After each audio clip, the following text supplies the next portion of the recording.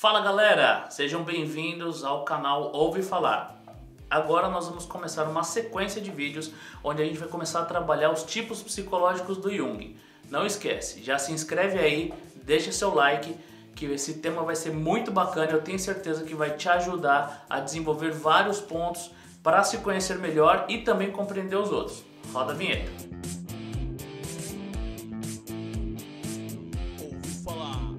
Bom pessoal, para vocês começarem a entender como funcionam os tipos psicológicos ou o que o Jung quis trazer disso, a gente precisa entender onde que começa isso. Como que a gente começa a viver e desenvolver ou reconhecer esses tipos psicológicos.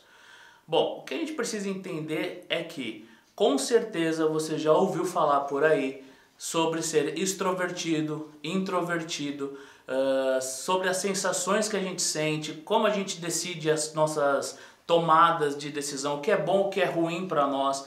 Por que que a gente sempre insiste em coisas que sempre dão errado, né? Então, da onde vem esse dar errado? De onde vem esse dar certo? Como que eu tomo a minha decisão? Como que eu interpreto o mundo? Como que eu interpreto as coisas às quais estou inserido?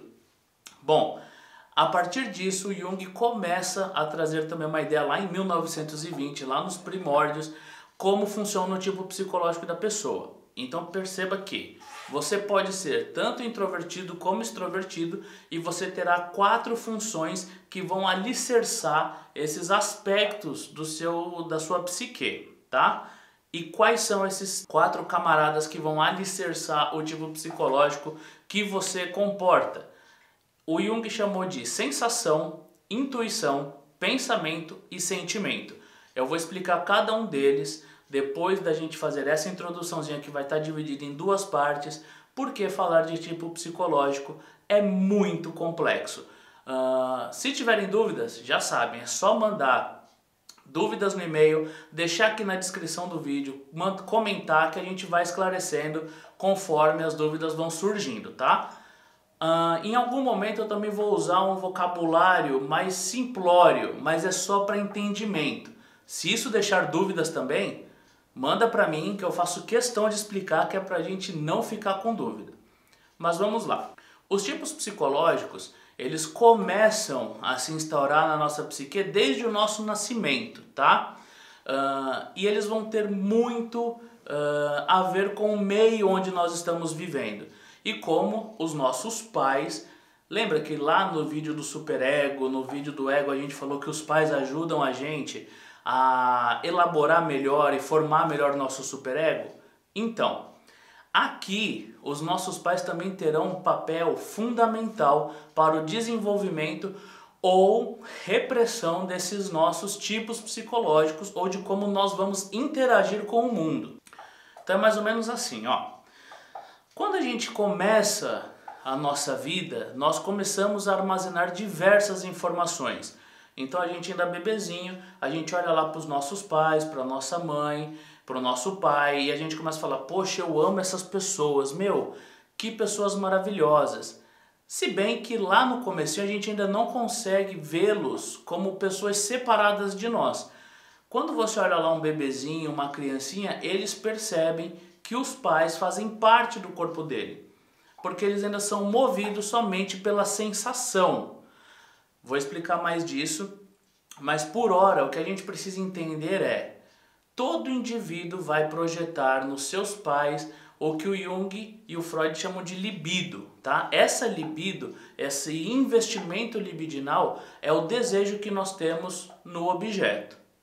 Chega um momento da nossa vida, que com certeza em algum momento vocês já ouviram falar sobre fase oral, fase anal, fase fálica, fase genital, complexos de Édipo. Então quando você ouve falar disso, é a formação da primeira personalidade, que vai até o 7º ano de vida de cada um de nós.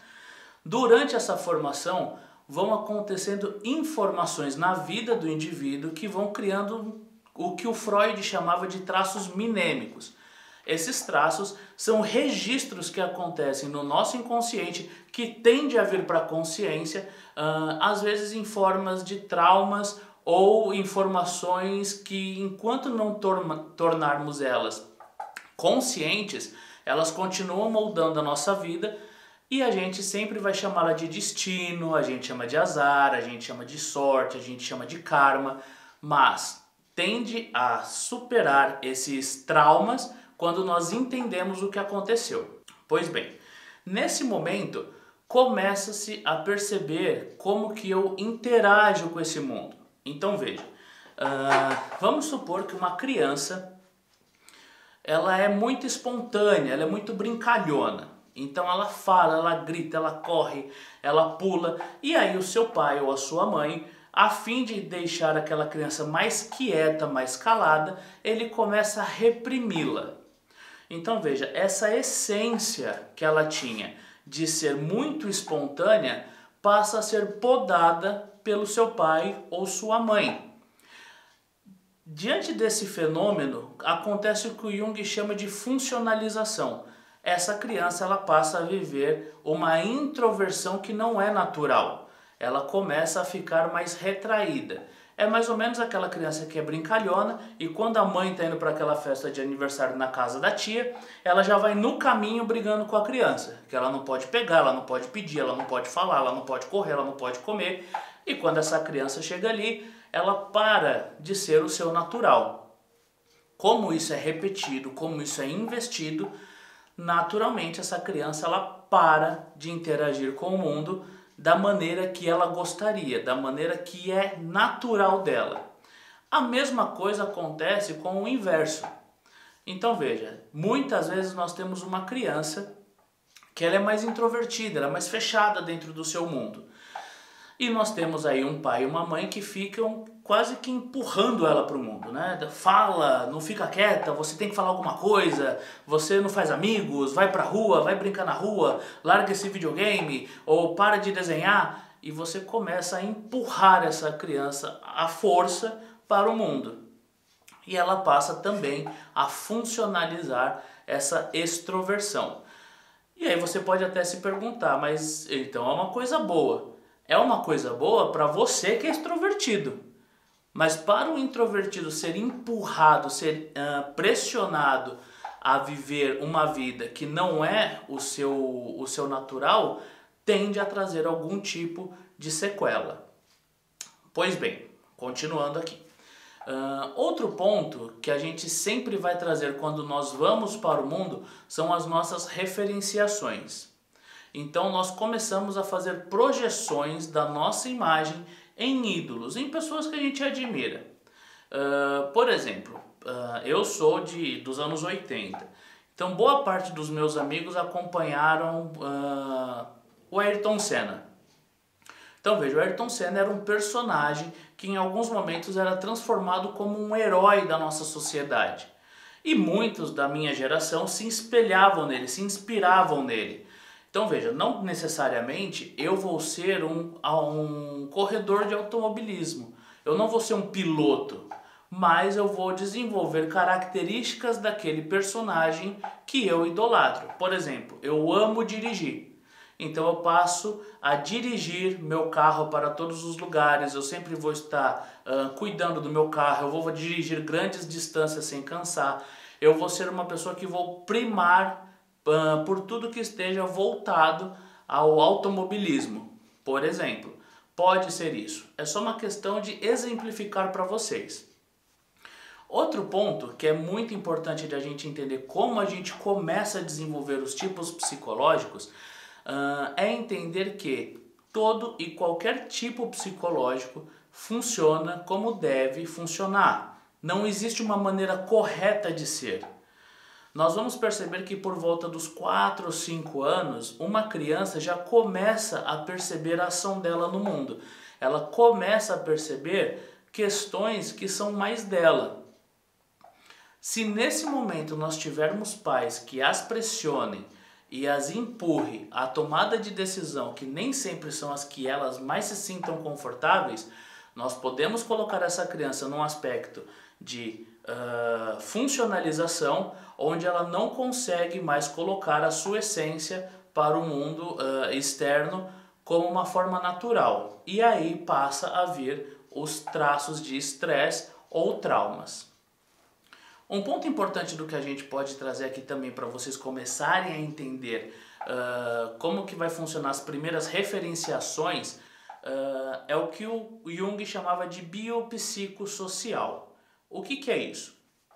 Então vamos lá. Quando você nasce, você é biologicamente, por isso o bio, parecido com seu pai ou com sua mãe. E no decorrer da sua vida você vem trazendo essas características dele. Por exemplo, em algum momento na sua vida você já ouviu alguém falando: nossa, quando você fica estressado, você faz a cara do seu pai. Meu, é impressionante como você tem o gênio da sua mãe. Então assim, do que essas pessoas estão falando? Eles estão falando dessa herança que nós trazemos dos nossos pais quando a gente faz a retirada de libido. E quando que a gente faz essa retirada? Conforme a gente vai crescendo, a gente vai desenvolvendo a nossa psique, existe uma... Lembra que eu falei um pouquinho mais atrás na nossa projeção libidinal? Então, toda a minha libido está investida nos meus pais. Eles são meus objetos de desejo. Porém, quando eu sou apresentado ao mundo que aquela mulher não pode ser minha, pois ela é minha mãe e ela já pertence ao meu pai, eu preciso ir buscar um feminino que me complete no meu universo. Quando eu faço essa redireção do minha libido, eu retiro essa projeção libidinal dos meus pais e trago com essa retirada características deles. Então, biologicamente, eu sempre vou parecer com eles. Mas veja, aí você pode me perguntar: mas Rafael, e quando nós somos adotados? Quando nós somos criados pelos nossos avós, quando eu sou criado por tios, por amigos, por primos, enfim, por qualquer outra pessoa que não sejam meus pais biológicos? Você com certeza já ouviu falar por aí de pessoas que parecem com seus pais adotivos mesmo não sendo filhos biológicos. É exatamente isso que aconteceu. Como ele foi criado nesse universo, nesse ambiente, ele automaticamente importa essas expressões, essas projeções emocionais dessas pessoas que se tornam referências para o molde do que a sociedade vai chamar de caráter, mas que aqui a gente vai chamar de tipo psicológico, de psique. Beleza? Então tá. Partindo deste ponto, nós começamos a entrar também na psico. Então a gente já sabe o que é a bio. A bio desse psicossocial é a parte biológica, feições, trejeitos, expressões, projeções de comportamento.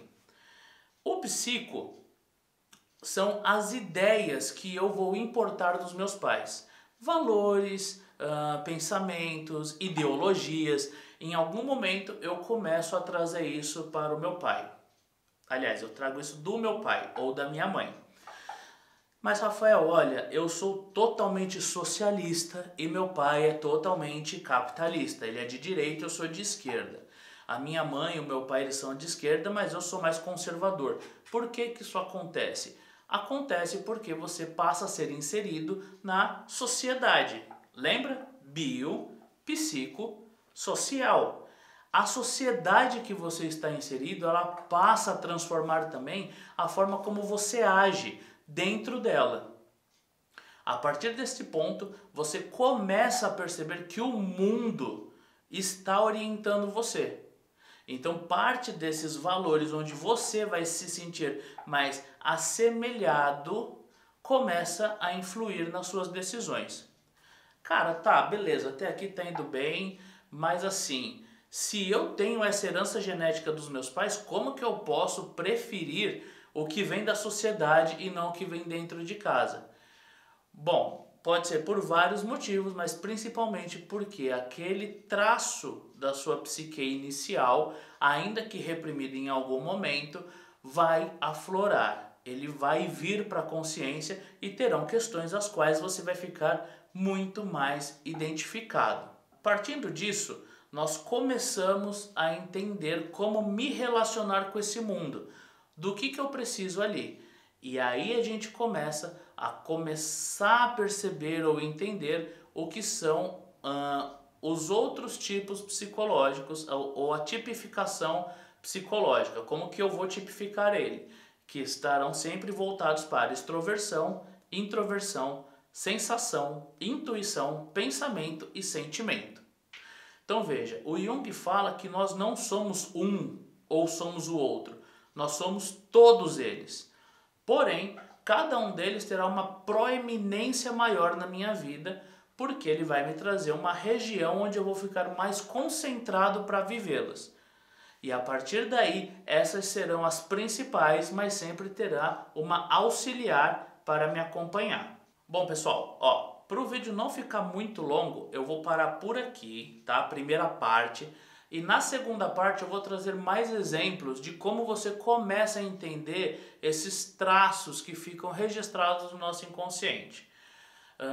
Esse vídeo foi um pouquinho mais longo mesmo, mas é porque ele traz muitas explicações, ele traz muita coisa que é necessária para a gente entender melhor os tipos psicológicos, para a gente começar a perceber como que eles vão me trazer. No segundo vídeo eu vou trazer mais informações para ficar mais claro como entender o que é o tipo psicológico, beleza? Galera, muito obrigado por preferirem estar aqui do que em qualquer outro lugar. Deixa o seu like e a gente se vê no próximo vídeo.